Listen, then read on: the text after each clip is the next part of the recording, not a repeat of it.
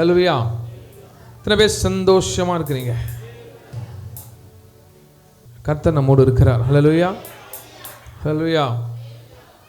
So ரொம்ப முக்கியமான ஒரு கடைசி 2024 கடைசி வாரத்துக்குள்ளே நம்ம வந்திருக்கிறோம். கர்த்தர் நம்மை ஆசீர்வதிக்கும்படியாய். ஹல்லேலூயா. நம்ம ஒரு ஜஸ்ட் கிராட்டிடியூடுன்னு வாங்க, அதாவது நன்றி மாத்திரம் தான் அவருக்கு சொல்லுவோம். ஹல்லேலூயா. நம்மையும் நம் குடும்பத்தாரையும் நம் பிள்ளைகளையும் இதுவரைக்கும் பாதுகாத்து எல்லா தீங்குக்கும் விலக்கி நம்மை பாதுகாத்த தேவனுக்கு மாத்திரம் நன்றியை நம்ம செலுத்தி கொண்டிருக்கிறோம். ஹல்லேலூயா. இன்றைக்கும் விசேஷமாக நம்ம மத்தியில் அன்பு அண்ணன் ஒருத்தர் இருக்கார் நம்ம கூட. அவரை நம்ம உங்களுக்கு தெரியுமோ தெரியாதான் தெரியாது, ஆனால் ஆல்ரெடி அவர் நம்ம ஊழியத்தோடு தான் இணைந்திருக்கிறார். ஹல்லேலூயா.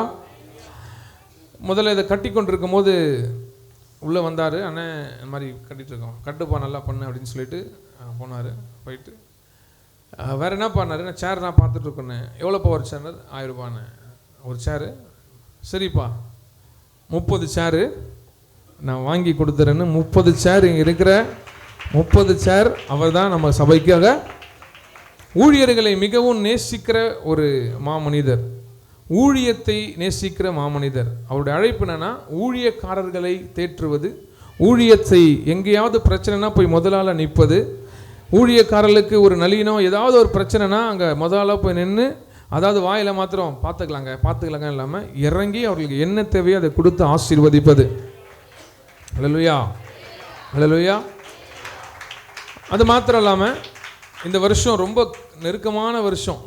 எல்லாருக்கும் தெரியும், நம்ம ஒரு பெரிய வேலையை எடுத்து அந்த வேலையை முடித்து எல்லாரையும் ஒரு மாதிரி ட்ரையாக ஒரு ஜீரோவில் கொண்டு வந்து ஜீரோ மாதிரியான ஒரு சூழ்நிலைக்கு வந்துட்டோம். இப்போ இந்த வருஷம் போன வருஷம் ஆரம்பிச்சிடும், ஆண்டவரே இந்த மாதிரி நம்ம புடவையும் தரணும், பேண்ட் ஷர்ட்டும் தந்தோம், இந்த வருஷம் நம்ம தந்துடணுமேன்னு சொல்லி சரி பண்ணிடுவோம் அப்படின்னு ஒரு பிளான் பண்ணி போயிட்டு இருக்கும்போது திடீர்னு கால் பண்ணார். என்ன தம்பி முறை நாளைக்கு கிறிஸ்மஸ் ப்ரோக்ராம்னா இது மாதிரி புடவைகள் இருக்கு. அப்படியா, என்னென்ன பண்ண போகிறீங்க? புடவைகளும் பேண்ட் ஷர்ட்டும். அப்படியா, சரி புடவை எல்லாம் நான் வாங்கி கொடுத்துட்றேன் அப்படின்னு சொல்லி இந்த வருஷம் வந்த புடவைகளுக்கு எல்லாத்துக்கும் அவர் தான் நமக்காக செஞ்சார். ஹல்லேலூயா.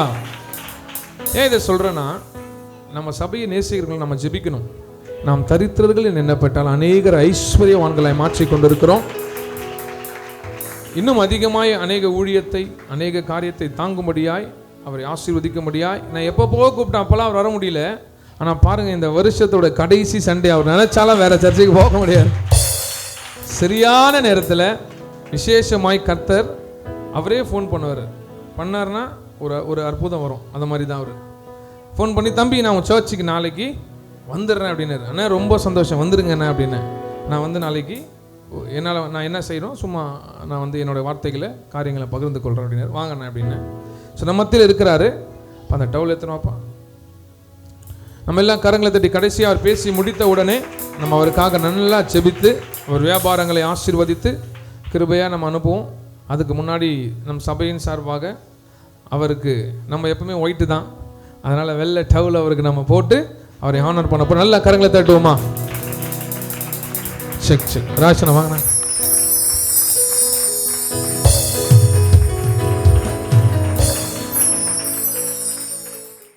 Praise the Lord.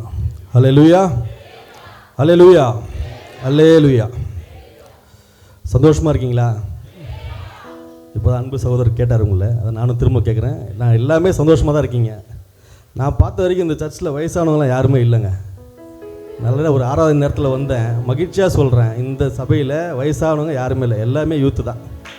ஆமாம், சில சபையெல்லாம் பார்ப்போம் நம்ம, அந்த வாலிபர் சங்கம், ஆண்கள் சங்கம், பெண்கள் சங்கம் அதெல்லாம் இல்லை. இங்கே வாலிபர் சங்கம் மட்டும்தான் நான் பார்க்குறேன். கர்த்தருடைய சமூகத்தில் சொல்கிறேன்.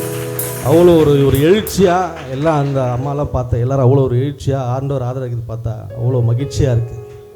அதனால் வந்து நான் தான் வந்து இந்த கடைசி வருஷத்தின் கடைசி ஞாயிறில் இந்த இடத்துல நிற்கிறதுக்காக நான் ஆண்டவருக்கு நன்றி செலுத்துகிறேன். எனது அன்பு சகோதரர் ரெவரண்ட் ஜோசிபஸ் ஒத்தானி அவர்களுக்கும் நான் மிகவும் நன்றி செலுத்துகிறேன். அதே நேரத்தில் இவ்வளோ நாள் வராமல் போயிட்டோம்னு வருத்தப்படுறேன். இதுக்கப்புறம் வரும் காலங்களில் 2025 அடிக்கடி இந்த சபைக்கு வரணும்னு நான் ஆண்டவர் வேண்டிக்கிறேன். இந்த வருடம் 2024 கடைசி ஞாயிற்றுக்கிழமை காலையில் சர்ச்சுக்கு கிளம்பும் போது என் மனைவியை பார்த்து கேட்டேன், இந்த வருஷம் ஆண்டவர் உனக்கு செஞ்ச நன்மை என்னம்மான்னு கேட்டேன். அவங்க சொன்னாங்க, நிறைய நன்மை செஞ்சாருங்க, நீங்கள் எதை கேட்குறீங்க? ஒரு பெரிய நன்மை செஞ்சுருப்பார்ல, நன்மைகள் ஒரு மிகப்பெரிய நன்மை செஞ்சிருப்பாள், அது என்ன நீ நினைக்கிற அப்படின்னா அவங்க யோசிச்சிட்டே இருந்தாங்க. நான் சொன்னேன், இந்த 2024 வருஷம் கடைசி ஞாயிற்றுக்கிழமை உனக்காக என்னையும் எனக்காக உன்னையும் உயிரோடு வச்சிருக்கார் ஆண்டவர். அதுவே மிகப்பெரிய நன்மை. நான் சொல்கிறேன் உங்களுக்கு, ஏன் சொல்கிறேன்னா, அருமை சகோதரர்கள், நாங்கள்லாம் இணைஞ்சு இந்த கொரோனா காலங்களில் கிட்டத்தட்ட 2 வருஷம் தினமும் ஒர்க் பண்ணியிருக்கோம். ஒரு நாள் 2 நாள் இல்லை, 10 வருஷமாக சகோதரர் எனக்கு தெரியும், நல்ல பழக்கம் ஊழியத்தில். இந்த கொரோனா டைமில் நாங்கள்லாம் ஒரு முடிவு பண்ணி, என்ன ஆனாலும் பரவாயில்ல ஆண்டவரே, ஒருவேளை இதுதான் கடைசி காலமோ இதுதான் எங்களுக்கு முடிவோ தெரில, இனி மாதத்துக்கு ஒரு நிகழ்ச்சி வருஷத்துக்கு ஒரு நிகழ்ச்சிலாம் இல்லாமல் தினம் ஏதாவது செய்யணும்னு சொல்லி தினமும் நாங்கள் காலையில் ஆரம்பிப்போம். காலையில் குளத்தூரில் ஆரம்பித்தோன்னா அந்த வில்லிவாக்கம், அண்ணா நகர், கிண்டி வரைக்கும் போயிட்டு ரோடு ஓரங்களில் இருக்கோம் எல்லாருக்கும் நாங்கள் சாப்பாடு கொடுத்தோம். இது செஞ்சது சொல்லி காட்டல, நடந்தது நான் இந்த சாட்சியாக சொல்கிறவங்களுக்கு. மதியான நேரத்தில் தினமும் ஒரு நாள் ஆட்டோ ஓட்டுறவங்க, ஒரு நாள் திருநங்கைகள், ஒரு நாள் வாழ்வாதாரம் இல்லாமல் இந்த ரோட்டில் கடை வச்சுருக்கோம் எல்லாருக்கும் ஒரு 30 பேருக்கு தினம் அரிசி, மளிகை சாதம், அந்த பொருட்கள் கொடுக்கும்படி கர்த்தர் எங்களை ஆசீர்வதிச்சார். மறுபடியும் நைட்டில் நான், அருமை சகோதரர், என்னுடைய தலைவர் அருமை சகோதரர் லியோ நெல்சன் அவரெல்லாம் இணைஞ்சு 1000 லைட்லேருந்து பீச் ரோடு, மவுண்ட் ரோடு, அந்த பக்கம்லாம் எல்லாருக்கும் தினமும் சாப்பாடு போட்டோம். இது கிட்டத்தட்ட ஒரு 2 வருஷம். சரி, எது செய்யுமோ இல்லையோ, இனி நம்ம நலத்திட்டம் மட்டும் தான் செய்யணும்னு சொல்லி எல்லாரும் அவங்க பொழப்பெல்லாம் விட்டுட்டு, பிஸ்னஸ்லாம் விட்டுட்டு முழுமையாக நாங்கள் இதாக செஞ்சுட்டு இருந்தோம். ஏன் சொல்கிறேன்னா, இந்த கொரோனா காலகட்டத்தில் கொத்தாக எவ்வளோ பேர் மடிஞ்சு போனாங்க. நம்ம கூட இருந்த நிறைய பேர், என் கூட இருந்த நிறைய பேர் இன்றைக்கி இல்லை. ஆனாலும் ஆண்டவர் இன்றைக்கி நம்மளை உயிரோடு வச்சு நமக்கு நன்மையாக வழிநடத்தி இந்த நம்ம குறைகள் எல்லாவற்றையும் நிறைவாக்கி மகிழ்ச்சியான ஒரு ஆண்டுக்குள்ளே நம்மளை கொண்டு போகிறார். 2025 ஆண்டுக்குள்ளே கொண்டு போகிறாருன்னு சொன்னால் நமக்கான ஊழியம் இன்னும் நிறைவேற்றப்படாமல் இருக்குது. அதை நீங்கள் எல்லாம் புரிஞ்சுக்கணும்.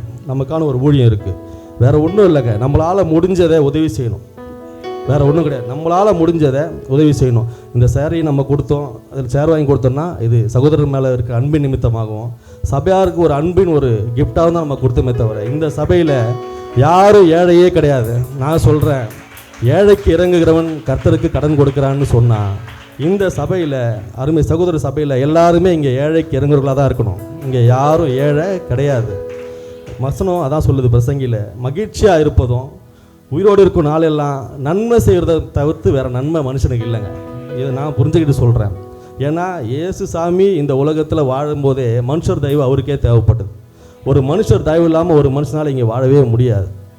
நான் சொல்கிறேன், எவ்வளோ கஷ்டப்பட்டிருக்கேன், சாப்பாடுக்கு இல்லாமல் கஷ்டப்பட்டிருக்கேன், ஒரு வாழ்வாதாரமே இல்லாமல் கஷ்டப்பட்டிருக்கேன். சென்னைக்கு நான் பொன்னேரி தான் பக்கத்தில் தான் ஊர். சென்னைக்கு வந்து என்னுடைய வாழ்வை தொடங்குறதுக்கு எனக்கு தேவைப்பட்டது வெறும் 200 ரூபா தான். 2003 அந்த 200 ரூபாவே எனக்கு அருமை அண்ணன் ஒருத்தர் சகோதரர் சர்ச்சில், எனக்கு அவர் யூத் செக்ரட்டரி டேனியல் அவர் பேர், இப்போ துபாயில் இருக்கார். ஒரு 200 ரூபா இல்லாமல் நான் தவிச்ச போது அந்த 200 ரூபாவை போயிட்டு அவர் ஒரு கம்ப்யூட்டர் சென்டரில் கடன் வாங்கிட்டு வந்து தான் கொடுத்தார். அந்த 200 ரூபாவை கடன் அடைக்கிறதுக்கு அங்கே 1 மாதம் அவர் ஒர்க் பண்ணார். இது ஏன் சொல்கிறேன்னா, இது மாதிரி என் வாழ்க்கையில் சில பேர் இருக்காங்க. சாலமோன்னு ஒரு அண்ணா இருக்கார். எப்படி ஜெபிக்கணும், தினம் அழுது ஜெபிக்கணும். ஆண்டவருடைய பாதத்தில் உட்காந்து உன் குறைகள் குற்றங்கள் எல்லாத்தையும் அறிக்கையிடு, உன் கவலை கண்ணீர்லாம் ஆண்டவரத்தில் கொட்டு, அவருக்கு உன் கண்ணீரை துருத்தில் சேர்த்து வைக்கிறான்னு சொல்லி அவர் எனக்கு சொல்லிக் கொடுத்து அழுது ஜெபிக்க கற்றுக் கொடுத்தாரு. என் அன்பு சகோதரர், என் அன்பு நண்பர் ஜெயபிரகாஷ், ஜோஷ்வா ஜெயபிரகாஷ் இருக்கார்.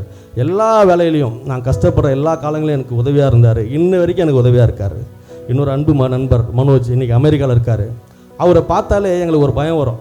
எங்கள் வாலிபால் டீமில் சொல்கிறோம், எந்த தப்பும் பண்ண முடியாது, ஸ்ட்ரிக்ட் ஆஃபீஸர் அவர் எங்கள் டீம்லேயே. அவரை பார்த்தாலே எங்களுக்குலாம் ஒரு பயம் வரும். அந்த அளவுக்கு ஒரு நீட்டான ஒரு அன்பு நண்பர். இது மாதிரி வாலிப பிரயாத்தில் சர்ச்சில் இருந்ததுனால, இது மாதிரி ஒரு அன்பு நண்பர்கள் சகோதரர்கள் இருந்ததுனால, ஒரு வேளை அதிகமாக தீமைக்கு போகாமல் விலக்கி காத்துக்கொள்ள கர்த்தர் கிருபை செய்தார். இதை ஏன் நான் சொல்கிறேன்னா, இதெல்லாம் முக்கியமான காரியம். உங்களுக்கு இந்த ஆண்டு நல்லபடியாக நிறைவாக முடித்து நம்ம புது ஆண்டு நோக்கி போகிறோம். இந்த புது ஆண்டில் நம்ம குற்றம் குறைகள் எதுவாக இருந்தாலும் பாவத்தை அறிக்கை செஞ்சு நம்ம இன்னையோடு இங்கே விட்டுற போகிறோம். நான் இந்த கிறிஸ்துவுக்குள் ஒரு மனம்னு சொல்லுவாங்க, கேள்விப்பட்டிருக்கீங்களா? கேள்விப்பட்டிருப்பீங்கன்னு நினைக்கிறேன். காலையில் 5 மணிக்கு வசனம் எடுத்து வச்சேன். அந்த வசனத்தை இப்போ தம்பி எனக்கு முன்னாடி சொல்லிட்டார். இதுதான் கிறிஸ்துவுக்குள் ஒரு மனம். பாருங்கள் தம்பி, டைம் பாருங்கள், 5 மணிக்கு போட்டிருக்கேன் இந்த வசனத்தை. நல்ல போராட்டத்தை போராடினேன், ஓட்டத்தை முடித்தேன், விசுவாசத்தை காத்து கொண்டேன். 5 மணிக்கு நான் ஆன்லைனில் இந்த வசனம் எடுக்கும்போது அவர் ஆன்லைனில் இருந்தார், பார்த்தேன். ஒரு ஆண்டவருக்கும் அதே வசனம் தான் அவருக்கும் கொடுத்துருக்காரு. இதனால் இந்த வசனம் நம்ம எல்லாரும் இந்த வாழ்க்கையில் நம்மளோட ஊழியங்களை எல்லாரும், உனக்கான ஊழியம் இருக்குது, எனக்கான ஊழியம், நமக்கான ஊழியத்தை நம்ம நிறைவேற்றி போகும்போது நம்ம கல்லறையில் இந்த வசனம் நமக்கு எழுதப்படுறதுக்கு நம்ம தகுதியானவர்களாக மாறணும். அது மட்டும் ஞாபகம் வச்சுக்கோங்க. வாலிப பிராயத்தில் நம்ம முன்மாதிரியாக இருக்கணும், விசுவாசிகள் முன்மாதிரியாக இருக்கணும். ஒரு காலத்தில் நம்ம சின்ன வயசுலாம் சொல்கிறேன், ஏதாவது ஒன்றா சொல்லுவாங்க, கிறிஸ்தவன்பா அவன் கிறிஸ்தவன் அப்படிலாம் பண்ணியிருக்க மாட்டான், நிறைய நம்ம கேட்டிருக்கோம். இப்போ கேட்குறோமா? இப்போலாம் கேட்குறதில்ல. இப்போ வேறு மாதிரி போயிட்டுருக்கு உலகம்.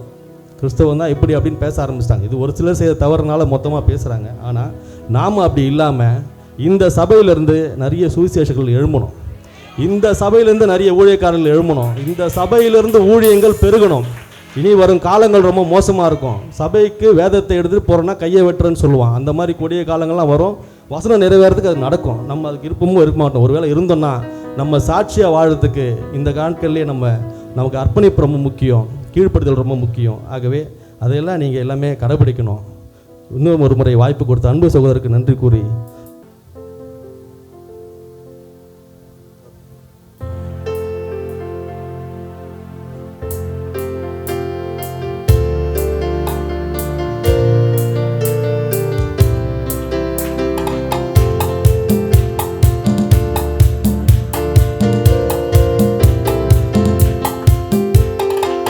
உலகமெல்லாம் எனக்காதாயம் என வாழ்ந்தவன் மகிழ்ந்ததில்லை. ஆன்மாவே எனக்காதாயம் என வாழ்ந்தால் கவலை இல்லை. உலகமெல்லாம் எனக்காதாயம் என வாழ்ந்தவன் மகிழ்ந்ததில்லை. ஆன்மாவே எனக்காதாயம் என வாழ்ந்தால் கவலை இல்லை. செல்வம் சேர்ப்பதா அழியா ஆன்மாவை காப்பதா? அழியும் செல்வம் சேர்ப்பதா அழியா ஆன்மாவை காப்பதா? இந்த கேள்விக்கு பதிலாய் வாழ்ந்தவர் யார்? தேவமைந்தன் இயேசுதான். உலகம் எல்லாம் எனக்காதாயம் என வாழ்ந்தவன் மகிழ்ந்ததில்லை. ஆன்மாவே எனக்காதாயம் என வாழ்ந்தால் கவலை இல்லை.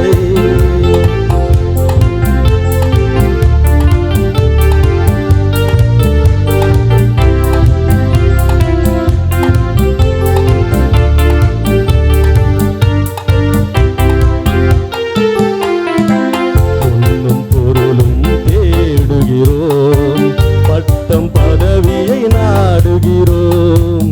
பொன்னும் பொருளும் தேடுகிறோம், பட்டம் பதவியை நாடுகிறோம். எதுவும் நிறைவு தருவதில்லை, எதற்கும் மகிழ்ச்சி நிலைப்பதில்லை. முடிவில்லாதது ஒன்றேதான், அழிவில்லாத ஆன்மாதான்.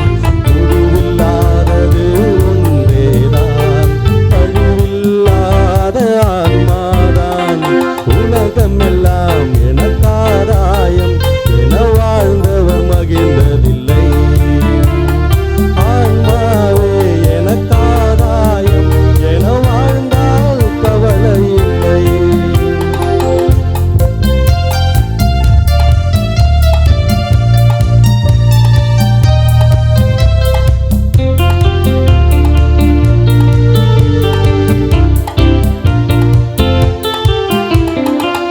அறிவும் திறனும் அமைவதில்லை, உறவும் நட்பும் தொடர்வதில்லை.